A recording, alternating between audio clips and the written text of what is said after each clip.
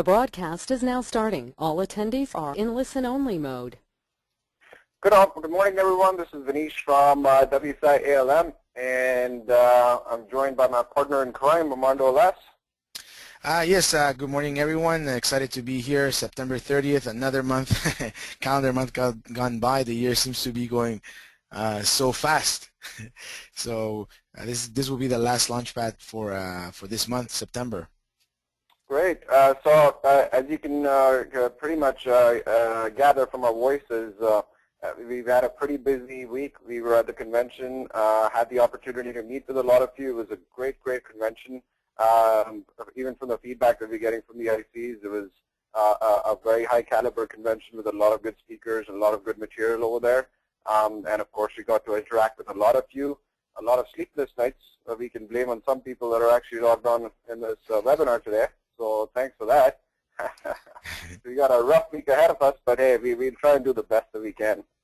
All right, so we're going to start off with some latest news and articles, and boy, do we have some news for you. There's tons of stuff that's happened in the industry over the past 1 week. Even though we were at the convention, the industry wasn't. So there's been a lot of updates that we want to definitely get you up to speed on. Some of the updates are really important that I think you should be informing, that we think you should be informing your clients about.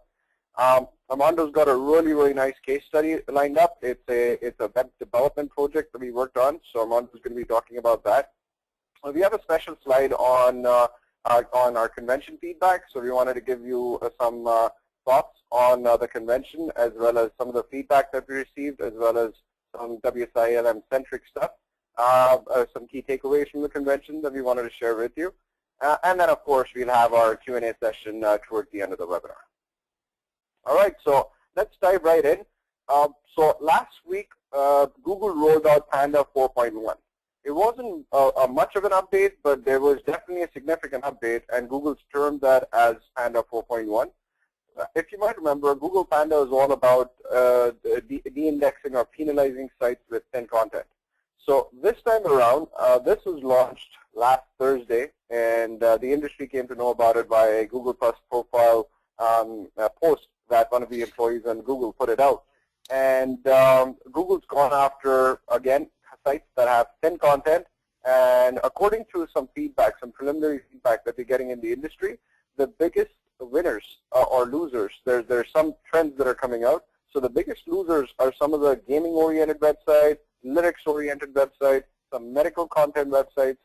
Now keep in mind that a lot of these sites, like gaming sites and lyric sites, are really syndication sites because they don't really have any original content. Sorry, Vanish. The slide stuck still. Yeah, the slide is still stuck in the first. My bad. There we go. Perfect. Yeah, I'm just going to update that. My bad. All right. So as I was saying, a lot of these sites that were the losers, as far as this particular algorithm is concerned, like the gaming sites, the lyric sites, are primarily sites that are syndicating content. They don't necessarily have original content, and that's what Google's gone after in this latest Panda update. So if you're a client, or if you have a site that was actually syndicating content from some other sources, and there was duplicate content on your website, I suggest that you definitely look at your rankings and your traffic and ensure that you haven't been impacted by this update. And if you have, then the best suggestion that we have for you is that you update the content. If you're syndicating any content from some other sources, remove it. Get an original content on your website, and do not have thin content. Have extensive content as far as topics are concerned. Some of the other sites, there are some specific examples that are coming up, like medterms.com, which is a pretty big medical terminology associated website, lost 40% of their SEO traffic. So that's a pretty big hit. eHow, that is another site that syndicates content and then has a bit of original content, but a lot of it is syndication-oriented content, has also been hit by this latest update of Panda. So let's take a quick look. If we go to the Search Metrics website, it's a pretty cool website, and they have a lot of good stats and a lot of good data on a lot of different industry trends. And they've been highlighting the winners and losers quite extensively with this latest Panda update. So on the left-hand side, you have some of the winners. Again, you can see a little bit of a trend emerging here because some of the sites that have been rewarded for good quality content include the Wall Street Journal, the dictionary-oriented sites, Source, PC Mag, Health.com, Digital Trends. You're looking at the Free Dictionary, Slate.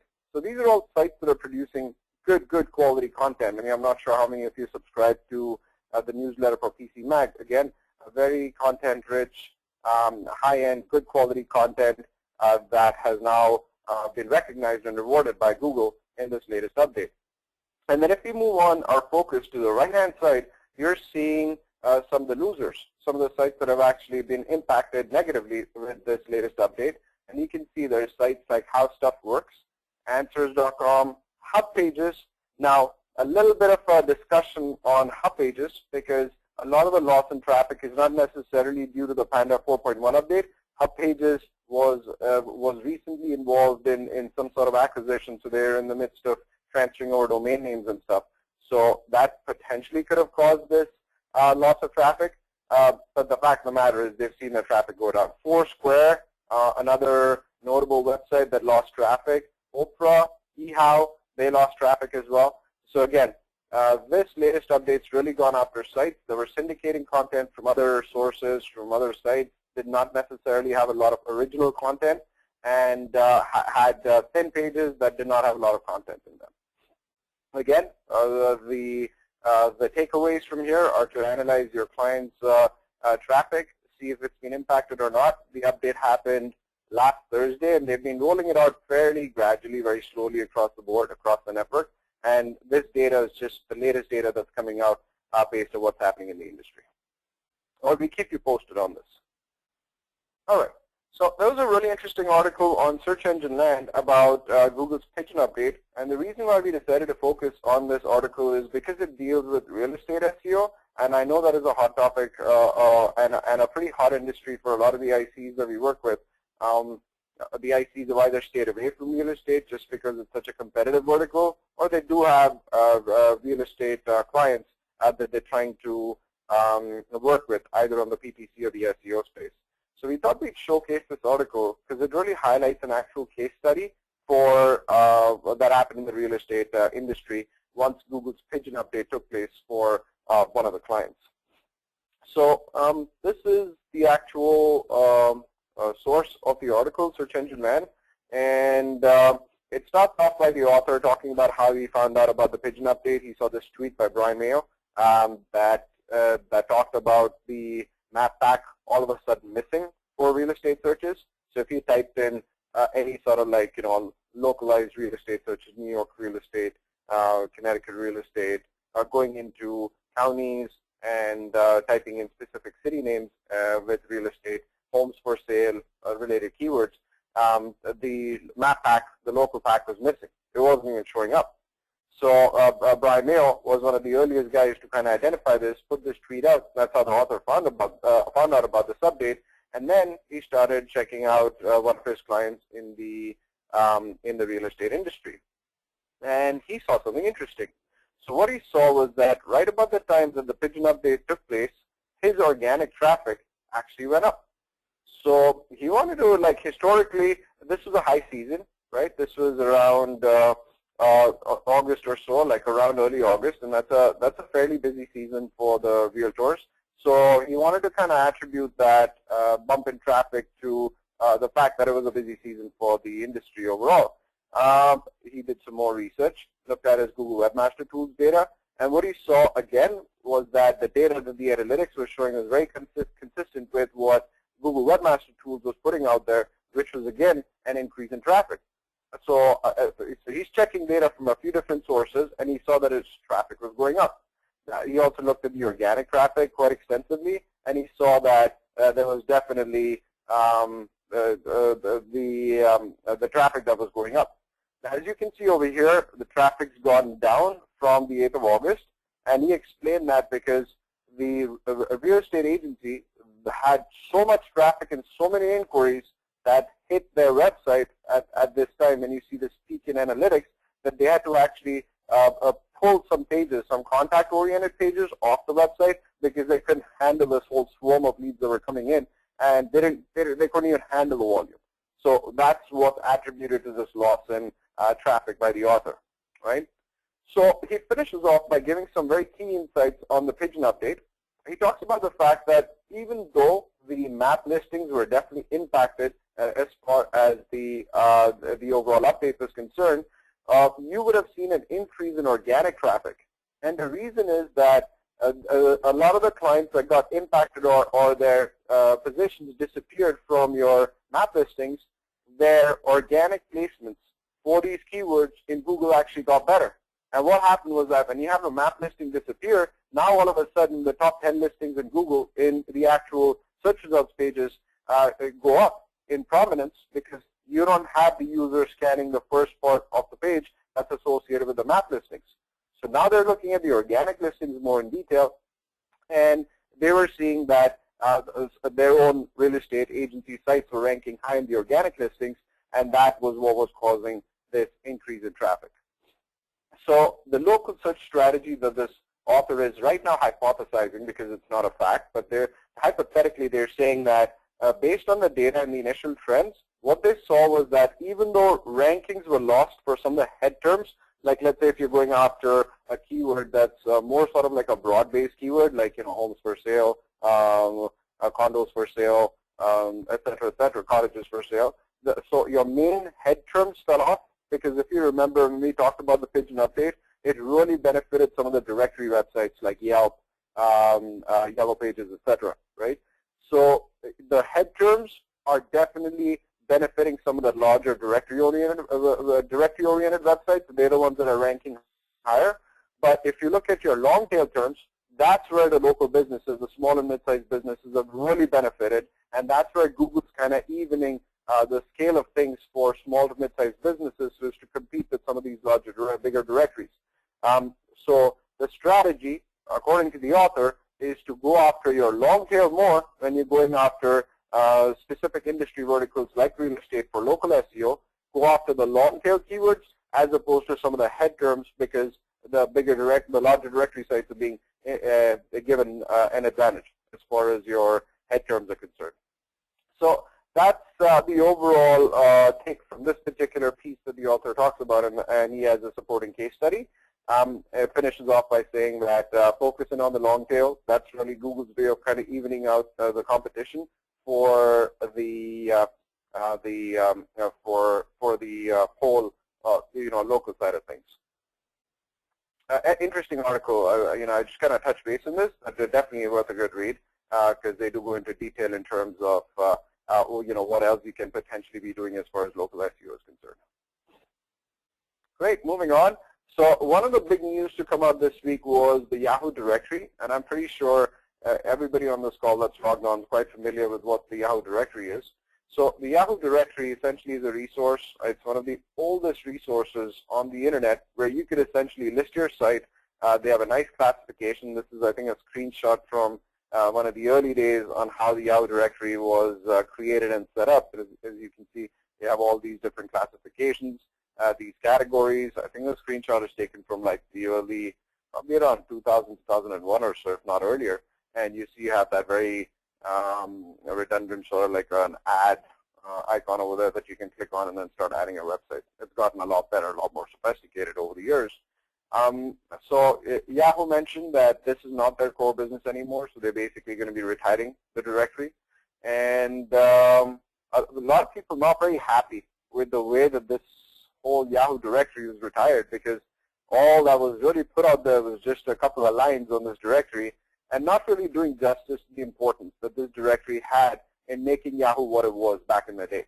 I mean, when you didn't have Google, Yahoo was a powerhouse. That was where all the action was taking place, right? And the Yahoo directory was one of the best places to get your site listed in order to get good traction in the search engines and get a lot of organic traffic. And then there was a couple of ways. You could get your Yahoo directory listed in for free. That would take you, a few days or a couple of weeks. As this got popular, the wait time started to increase. And then Yahoo started monetizing the directory. So you could pay a fee of $2.99 a year and then get your website listed in Yahoo and have it bumped up the queue, and you'd have somebody on priority looking at the directory, and they'd approve you in 1 to 2 business days, and you'd have your listing up. It was also a link building tactic, because a lot of people would just buy this so that they could actually get a really valuable link coming off Yahoo to their website. So it was a link building tactic as well as giving credibility to your brand. Because if you're paying $300 for a listing in Yahoo, you obviously a serious website. So a lot of people are not happy with the way this was retired, because this was one of the main reasons why Yahoo search engine got so prominent, so important, and the directory played a big part in it. But the fact of the matter is that Yahoo's retiring it. It's no longer a part of their business plans, according to Yahoo. So they're going to basically close this directory out. That was pretty big news, and kind of makes you think of the past and how the internet's kind of evolved over the past 15 years. Something that also resonates with what Dan had kind of highlighted at the convention, where he said that, according to Ray Kurzweil, the guy from Google, Ray predicts that the internet's going to change more in the next 5 years than it has in the last 25 years. So, I mean, if you think there's a lot of innovation happening, just wait till what happens in the next 5 years. All right, so moving on. So this is a pretty interesting update that Google's done. So if you're running any PPC campaigns, unfortunately we were for one of our clients, so we've had to review the strategy for one of our clients. If you're running any dangerous weapon ads on Google, they've just done an update as far as their classification of dangerous weapons is concerned. So, I mean, they had a pretty good policy as far as what you could advertise on the PPC side of things for Google was concerned, and what you couldn't.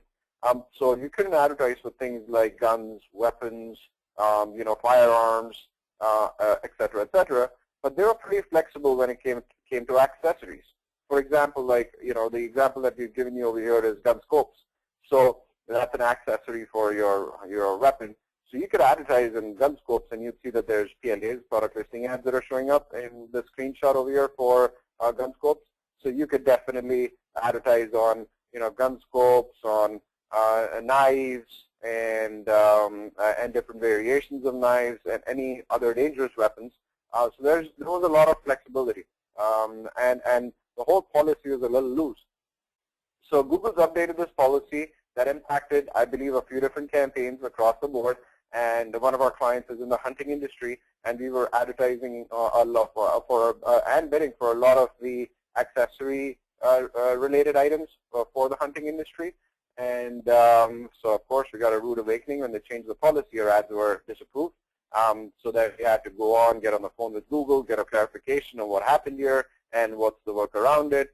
So the bottom line is that, as you can see in the second screenshot, gun scopes, nothing coming up, nothing showing up here on the right-hand side, no ads, right? So the bottom line is that you can no longer advertise even the accessories to these dangerous weapons. Google's taken a stand, and they've said nothing doing. You cannot have any dangerous weapons ads on Google, whether it's to do with accessories or the actual product itself. Now the workaround to this, which is what we discussed with Google, is that you can still, like for example, one of our clients again, the client that basically got impacted with this update, doesn't just have hunting. He also has fishing in there, right? So it's sort of like an outdoor adventure website that sells a lot of hunting equipment as well as fishing equipment as well. So you can go ahead and still continue to advertise for anything that's not dangerous weapons related. So if it's fishing related and stuff, you can still advertise it, even though it's all on the same website. That's not an issue. As long as the landing page where you're driving traffic to does not have anything related to dangerous weapons, and you don't have any pop-ups that show up on that page that try and redirect you to a dangerous weapons page, right? So as long as you're not doing utilizing any of those tactics, you're okay. You're fine. So you just have to be careful from that perspective. But if you play it straight, where you isolate your dangerous weapons classified products, and then just focus on the other ones, you're okay. So this has been a big push here, because this is a pretty lucrative industry, especially on the hunting side of things. So, in the Midwest, I was talking to Burns, one of his clients, that is in the hunting industry. I mean, it's a pretty big industry there. Right? Okay, so going on to our next update, which is the local inventory and store-only product listing ads.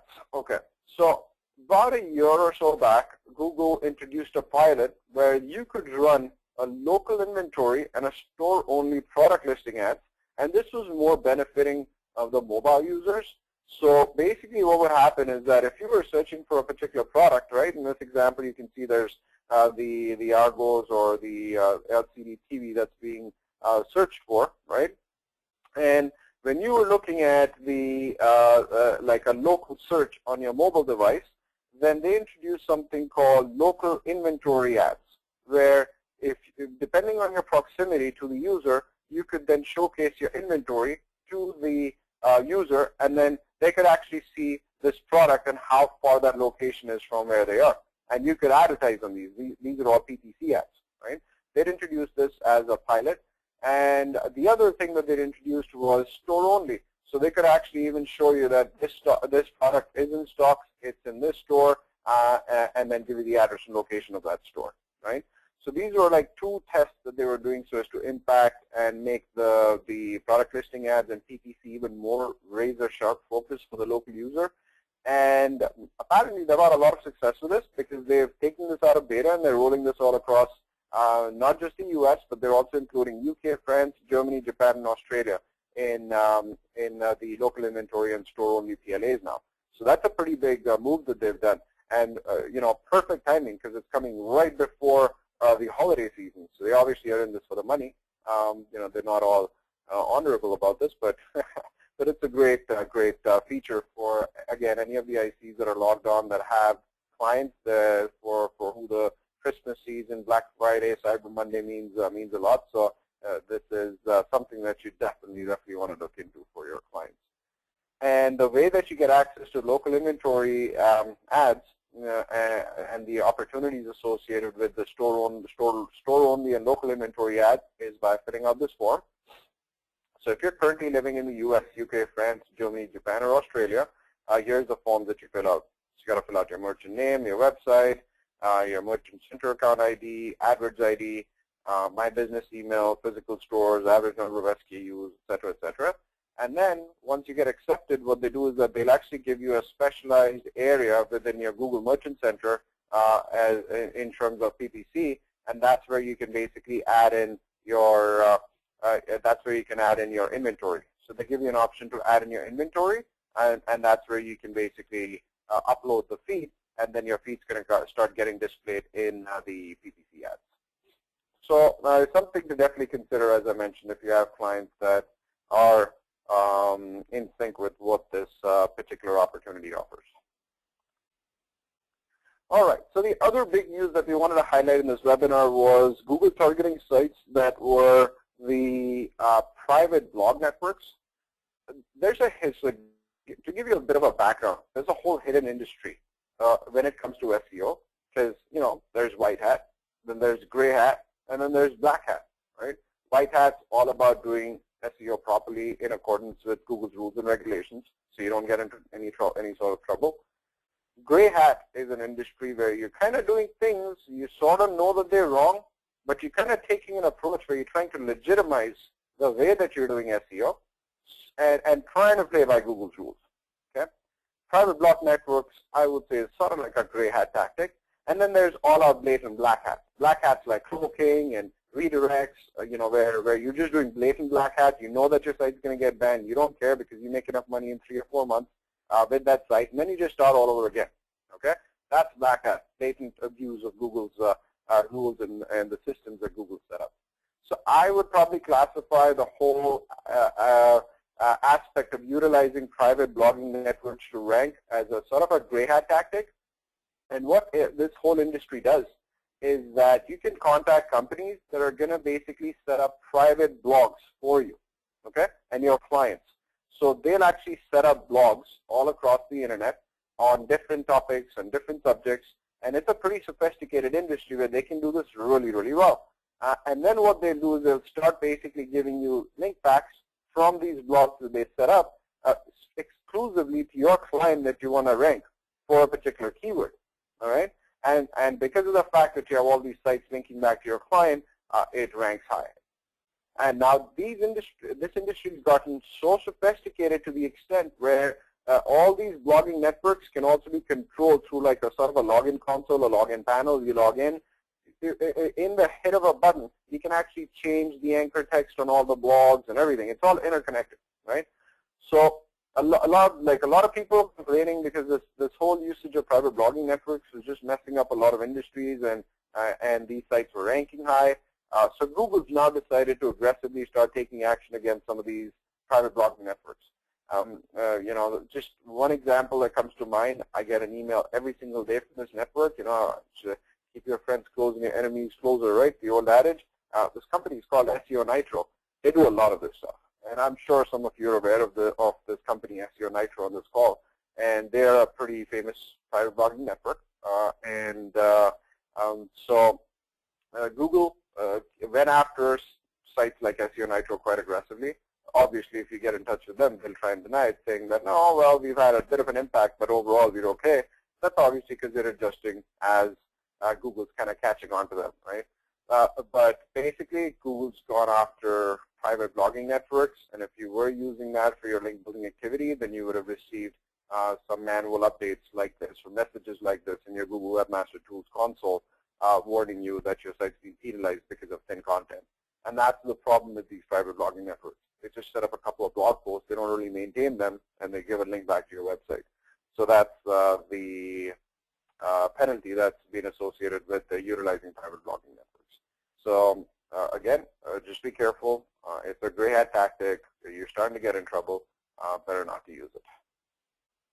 Awesome. So this site might seem familiar to a lot of you. I just wanted to give you a quick update on our global convention in Boca. It was a crazy, crazy 4 days. It was fantastic. Loved the city. It was my first time over there. Definitely aspiring to get a piece of the $2-3 million homes and the 70-foot yachts that were parked out there in front of the hotel. That's a pretty inspiring site. So just to give you a quick update, and I'll definitely have Armando helping me on this update, chipping in as well.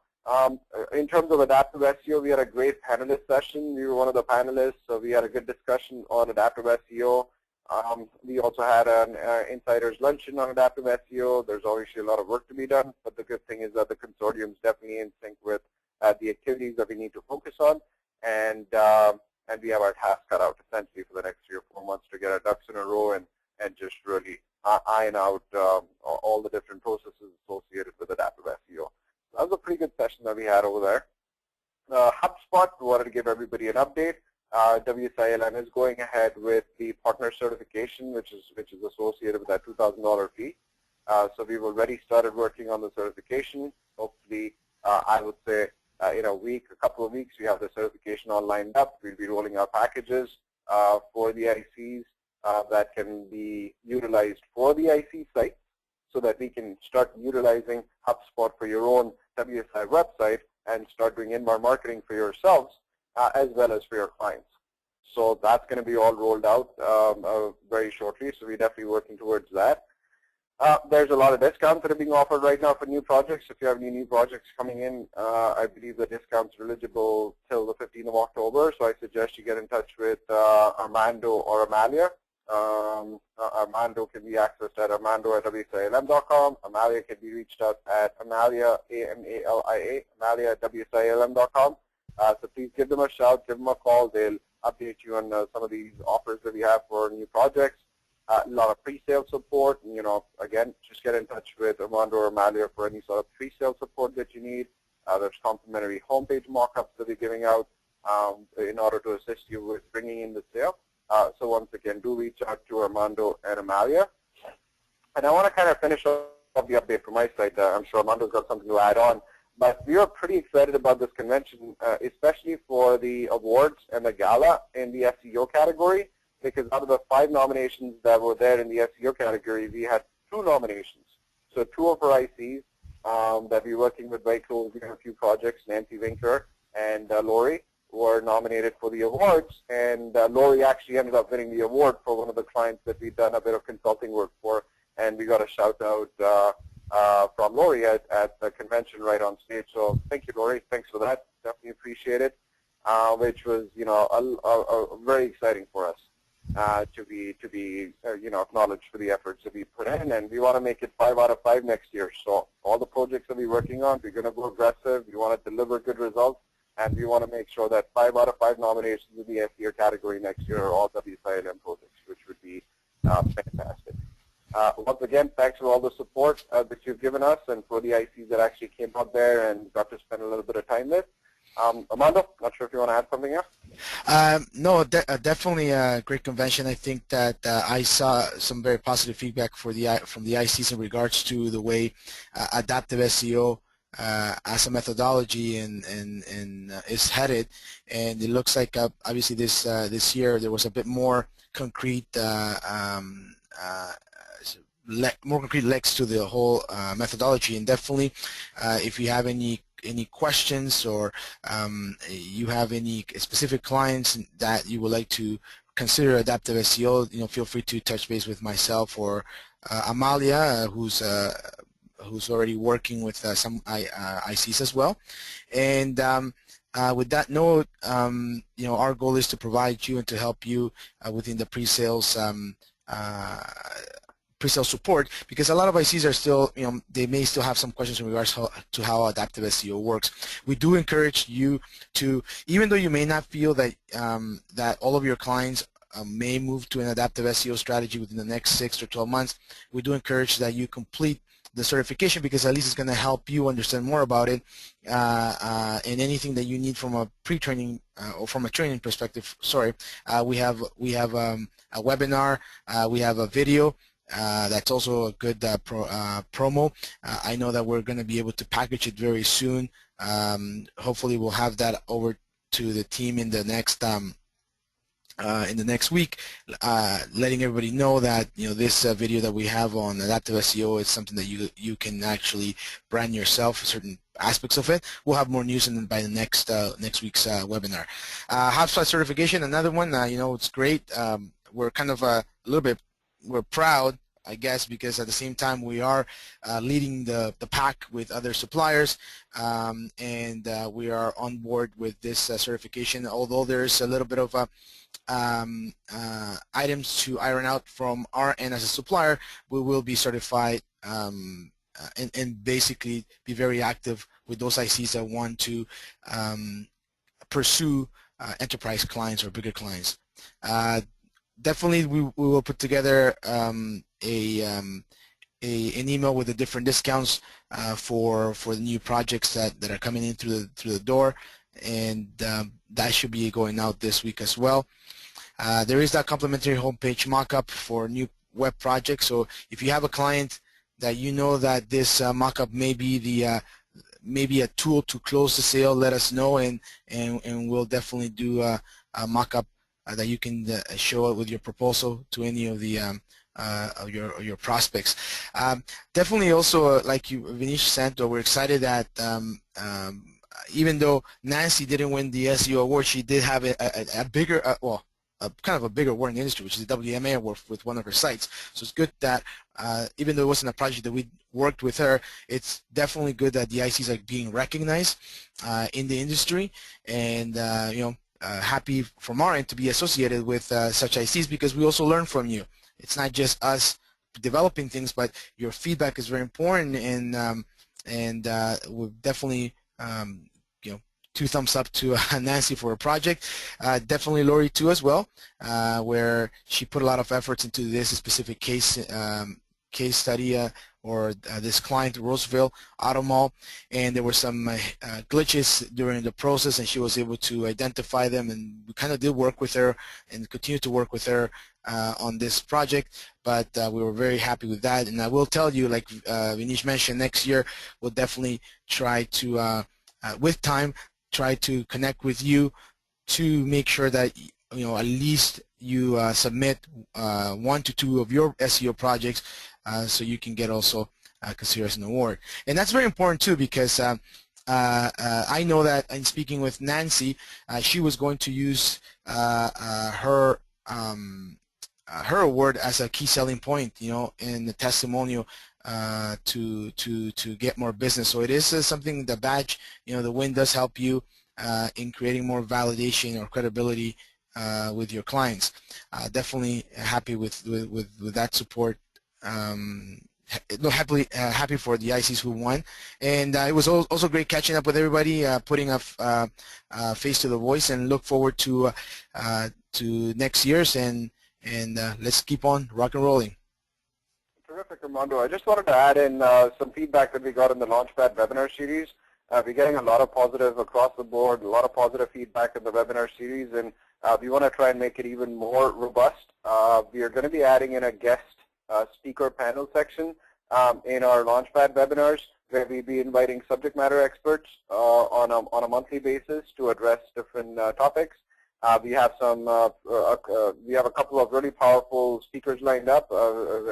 Bing's going to be one of them. We're trying to get a Google expert coming in directly from Google, so we're trying to line that up. We're also going to be inviting ICs that are subject matter experts, because you guys have some great in-depth knowledge and expertise in the areas of industries that you represent. And one of the things that's come out of the convention in Boca is that we're going to have our own mastermind group at WSI ALM for the ICs that we work with. So there can be a lot more cross-pollination and synergy of ideas within the group itself, something that Tom Kuthi does really well with his high-end consulting business. So we want to try and do something similar, where we want to make sure that there's a lot of synergy in our group, there's a lot of cross-communication happening. I'm sure there's some pain points that are common to a lot of the ICs that we want to try and iron out and identify. And the first initiative for that is, as a matter of fact, taking place today, that we are liaising with a couple of ICs that we're working on, Bob and Kelly in particular, to try and iron out the whole content side of things.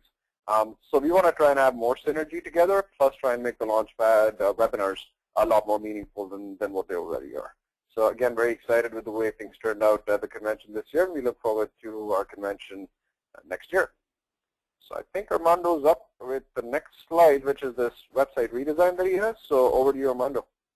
Excellent. Thanks, Anish. I wanted to take the time to touch base on this project. I'm not sure if any of the, it would be very helpful for any of the ICs that are targeting non-for-profits or unions. You know, usually every city may have a number of different unions, local unions, and these local unions will definitely want to have a website and be also ranked on organically in their specific location, as well as social media, right? So we've kind of been working with this client for quite a while, on and off, and IUPT, basically what they do is they represent their union that represents a variety of skilled trades in Ontario, drywall finishers, painters, glaziers, and metal technicians. Now IUPAT Ontario is basically a chapter of the IUPT.org, which is based out of the US. So they do have quite a number of different chapters across North America, across the US and Canada. And basically IUPAT is one of the Ontario chapter is pretty much, I will say, the predominant one in Canada. Although they have chapters across Canada, this one has this location or this chapter has been the leader amongst all of the other chapters. So they had a website that was a little bit outdated, and the client wanted to definitely rebrand the website. The IUPAT.org, which is a parent or chapter, the parent website, basically had launched a new website about a year ago, and IUPAT Ontario, which is the IC's client, wanted to replicate or to resemble that website to make it very user-friendly in order to maintain the same branding. So that was one of the challenges, or one of the pain points, or one of the reasons we kind of went into this redesign. The other thing was that they were using a bit of an older technology, although it was .NET. I'm not saying that .NET in itself is an older technology. They had a very customized CMS, and it was time for a bit of a change to make it more SEO friendly. Okay, now the site, the image at the top is basically the old site, you know, a bit more colorful. You know, it was kind of getting a little bit too cluttered. There was too many things going on, too many things that were being offered to their union members. So the union members kind of came back based on reporting and research, and they wanted to improve the user experience. So looking at Google Analytics, looking at Webmaster Tools, getting some feedback from their union members as well as union staff members. The IC and ourselves were basically able to provide great feedback to develop a new website, both from a design perspective, but also from the process flow or user behavior, to make sure that we take the union members or the public to where they want to go. So we were able to do that, and the key thing is to do all this transition without losing SEO rankings and traffic. So the solution, we implemented a new sleek design into a WordPress CMS. Okay, we added features such as blog, a WordPress blog. They did have a CMS-based they did have a WordPress blog before, but it wasn't branded, so we had to kind of create a branded blog so it looks very seamless in the website. It's part of the website. Photo gallery, image, homepage image carousel or slider or V-slider. We had some conversion optimization elements added to the website, to the new website. Very, very heavy on social media and social, having your social tags and social icons in it. And we also made the website responsive. Okay. Now, lessons learned. This is a very interesting project in the fact that we had to work with a third-party designer. Although we consulted and we were able to provide valuable feedback from the onset of the project, we had to work with a third-party designer, and definitely one of the biggest challenges was establishing timelines with the client. As everybody knows, and although we want to, sometimes when I send out a quote to an IC and, I tell them, what, this project is going to take 6 to 8 weeks, even though, for example, I'm just saying that, even though it's probably for a, simple 10-page website, they kind of stay, they kind of get all, they're a bit wild because they say, well, how come it takes so long? And literally the biggest challenge in website design for any, and I know all the ICs will concur, is really the design phase, because, the designer can come up with 1 or 2 mock-ups right away, but then going through the process of making revisions, changes, and most importantly, client feedback does take a long time. And in this case scenario, we had to not only work with the third-party designer and the client, so timelines were a bit of a challenge to try to get everybody together to make sure that that we moved through the stages. And our biggest challenge with this one was we were dealing with the president of the union, and he definitely wanted this website to be an amazing website, and we had given him a couple of mock-ups, and he kind of turned them around, he turned them down, sorry, and it was a bit painful going through this process, just because sometimes the client doesn't know what they want. And because we weren't using perhaps our ALM design methodology, we were kind of waiting for this designer to make sure he got it right. Now, sometimes it's great that you have a designer on hand because you can kind of get the designer to make the changes on the fly. But in this case, it wasn't as easy because the person was always busy, traveling, and so on. And we did our best to accommodate that and to oversee that part of the project. And our involvement, this is very key, very key, very key. If you're using a third-party designer, your local designer, please let us know, because you want to make sure that whatever the designer creates is part of the scope of the project that you've sold your client. Designers are creative-minded people, and you know what? They'll start adding features to your designs, and then your client will definitely love them. But then you know what? That plugin, that specific feature that he wanted or she wanted, your client, that wasn't part of the scope of the project. So the designer goes ahead, finishes the design phase, submits the files to production, and then when you get to production, if it's not part of scope, we'll notify you, or any PC will notify you. So it's important that when you're going through the process of working with a third-party designer, there's a lot of communication going back and forth. As a matter of fact, I always recommend that you buffer yourself, a few dollars to make sure that if there's any scope creep, you can cover that, as well as keep the production center very aware of what's going on with the design. I know we showcased a few weeks back a website by Greg Metzger from Minnesota right now. I forgot the city, and basically he did an amazing job with us, because although he was using a third-party designer, he had given us preliminary wireframes, shared the different revisions of the website design, so we would be on top of things, and that was a great experience from that end, in terms of working with the IC. But sometimes it doesn't always happen. We've had situations where all we do is we get the PSDs, and they haven't shared anything with us, so avoid conflict in that area. If you're using a third-party designer or your own designer in-house, great. You know what? You have control over that. Amazing. Just let us know. Keep us updated, and buffer yourself some a leeway. Maybe $200, $300, $400, depending on the size of the site, to make sure that any scope creep can be dealt with. Another key challenge that we've had was in regards to dealing with data migration. This page obviously has been around for quite a while. I remember, as a matter of fact, probably since 2000, the year 2000 was the first time they developed the first site. I believe in 2004, 2006, they actually developed this site that you see at the bottom, sorry, at the top there, the red one. So they have a lot of SEO authority, and with a lot of good pages that were ranking high. So we had to make sure that we were bringing on the content properly, and also the meta content. Now in this situation, the website was about, I believe it was about 90 pages, something like that. I forgot the number. And the IC only wanted our production team to populate 20 pages, 20 to 25 pages.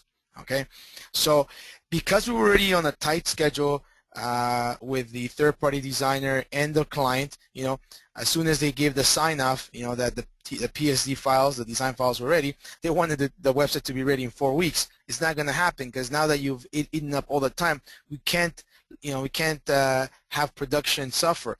So the client wanted only to develop, wanted us to only populate 20 pages, and they would populate the rest. So we had to basically be very careful in organizing that scheduling, to make sure that the IC's resource wouldn't go into the website while we were working and avoiding issues. And as a matter of fact, in one instance, we had already added meta content to about 10 pages, and the client had added meta content to another 20 pages, and they didn't tell us, and our team did a bit of a refresh on the site, and you know what, those 20 pages of meta content were lost. Okay, so it's very important that if your website is 45, 50 pages, and you only want the production center to populate 20 because you have an in-house resource that will populate the rest of the website, that coordination is very key in communication. In this case, you know what, it was a bit of a crack. The left hand wasn't telling the right hand what was happening, and we lost probably at least 3 or 4 hours of work, of focused work. We also had to make sure that hosting was prepared. They did have like I said, the original site was .NET, and the new one was PHP Linux hosting. So we had to schedule that. Again, this is very important. How you got to handle this with kid gloves to make sure that this website doesn't go down. So the way we did this was the following. Number one was that we, in this case, we're working with Action Hosting, and we actually we uploaded the final site to their server on their PHP platform. We kept the .NET website alive, so that was still going. People didn't know what was going on. We uploaded it to the PHP server. We tested it on the PHP server. Okay, we made sure it was working fine, because in our staging server it was working fine. So it was to PHP, to the live server, it was working fine. There was a couple of little things that we had to make changes, as well as we made sure that at time of launch we had access to the domain name registrar to make sure that we could go in there and point the DNS to the right server. Okay, so again, it takes time, it takes process. Sometimes even if the website is ready to launch, make sure that you take the appropriate steps. As a matter of fact, internally, we have 2 levels of quality control that happen. One of them is at the web programming team level. They kind of focus on a specific set of deliverables of quality control, and then our team our SEO team, as a matter of fact, goes in there and spends a bit of time to make sure that everything is in place before launch. So don't rush the launch. Take your time. This client was rushing us to get the launch. They wanted it up by September 1st, which was a holiday, number one. And okay, you know what? We did our best. It was ready to go. Send out the notification the Friday before September 1st. It was a long weekend, and said, look, website is ready. Actually, it was on a Wednesday, 3 days before the long weekend, and we told the client, here it is, look at the website, give us the final feedback, because you want this website to be launched. We need everything by the Friday. What ended up happening is we didn't receive any feedback from the client until a week after. So launch was delayed. We didn't push the button. We didn't, we weren't eager beavers to try to, please the client. We told them, you needed to give us website feedback. You never give it to us. We didn't launch. So it's very important that you don't rush the launch process, because otherwise, the IC is going to be, well, in our case, the IC is going to be upset, the client's going to be upset, and everyone's going to be in reactive mode versus proactive mode. The other last thing, and I'm sorry, Vinish, I'm taking a little bit longer today, but the last thing that I want to share with you, learning experience here, we're working with a third-party plugin company, and when you're working with a third-party plugin company, although the PC may recommend this plugin, it's out of our control as a production center, because we're not the one that developed this module or any module. We're actually at the mercy, in essence, or at the support level of the plugin creator.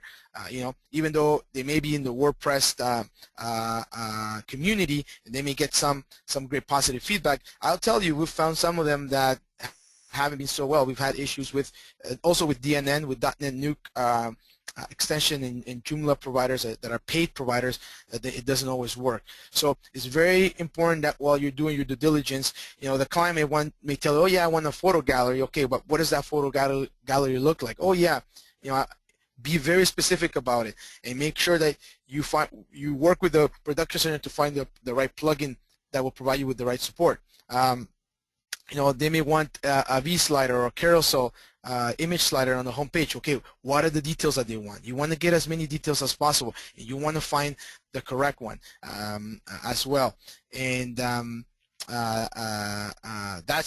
was one of the things that we had to deal with in this situation, because for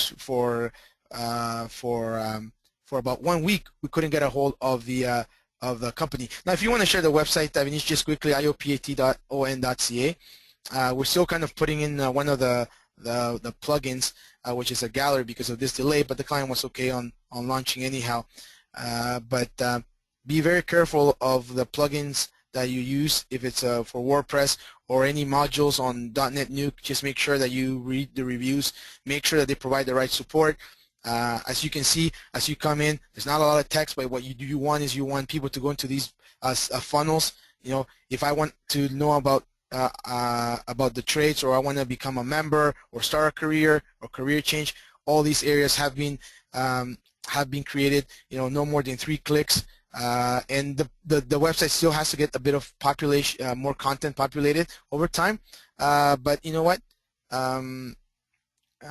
Again, the images have been added there as per the client's request. There's also a couple of conversion elements apart from social media icons. You have a nice form there. All the pages have the form. Very important to have. So the blog, for example, if you go to the blog, it's very seamless now. Their old blog, you kind of had a bit of a different design. Now everything is a little bit more organized. You have different categories. So again, if you are in a city where there are unions, you can definitely use this case study, not only for web development, but also for SEO. So feel free to reach out to us. I will tell you that they do have funds, and they are focusing a lot on social media and SEO. So there is a market there. Okay, Vinish, thank you very much. Awesome. Thanks, Armando. That was fantastic. I think that was a pretty good session there. And web development is always a very complicated process, so I think we probably can dedicate just an entire case study session just in web development itself. But that was terrific, Armando. Thanks for that detailed discussion. I know you're pretty heavily involved in that project working with the IC, so we had tons of information to share over there, so that's awesome. All right, so moving on over here, I believe that is the end of our webinar for this week.